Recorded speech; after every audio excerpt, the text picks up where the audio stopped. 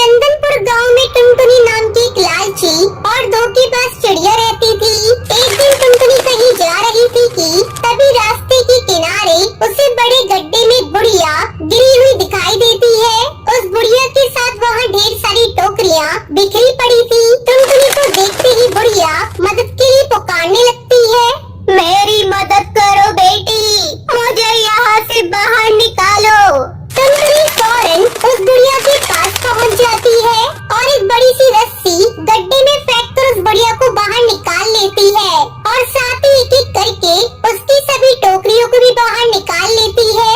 मेरी मदद करने के लिए तुम्हारा बहुत बहुत शुक्रिया बेटी। लेकिन आप कौन हो और आप इतनी सारी टोकरी लेकर कहाँ जा रही हो?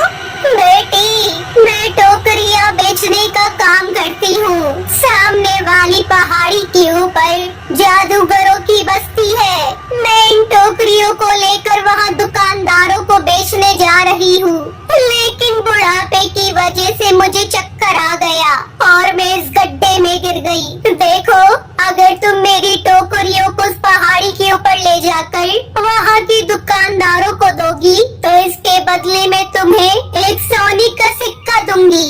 सोने के सिक्के की बात सुनते ही टुनटुनी के मन में लालच आ जाता है और वो फौरन बुढ़िया की मदद करने के लिए तैयार हो जाती है।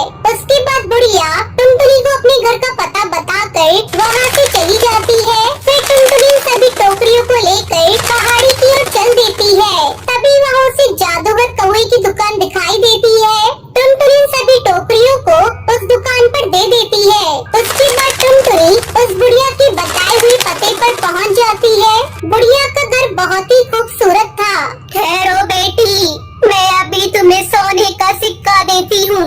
इतना कहकर बुढ़िया टुनटुनी को सोने का सिक्का दे देती है। फिर अगले दिन से टुनटुनी रोज उस बुढ़िया की बनाई हुई टोकरी को पहाड़ी पे ले जाकर जादूगर की दुकान पर देना शुरू कर देती है। इस तरह टुनटुनी की मेहनत के बदले में बुढ़िया रोज उसे एक सोने का सिक्का देती है। फिर एक दिन टुनटुनी बुढ़िया को अलमारी से सोने का सिक्का निकालते हुए देख लेती है। वो अलमारी सोने के सिक्कों से भरी हुई थी। अपनी आंखों के सामने इतने सारे सोने के सिक्के देख टुनटुनी चौंक जाती है। ये बुढ़िया तो बहुत अमीर है, इसके पास इतने सारे सोने के सिक्के हैं। अगर मैं इन सभी सोने के सिक्के को हासिल कर लूं, तो आज के बाद मुझे कभी पैसों की कमी नहीं होगी।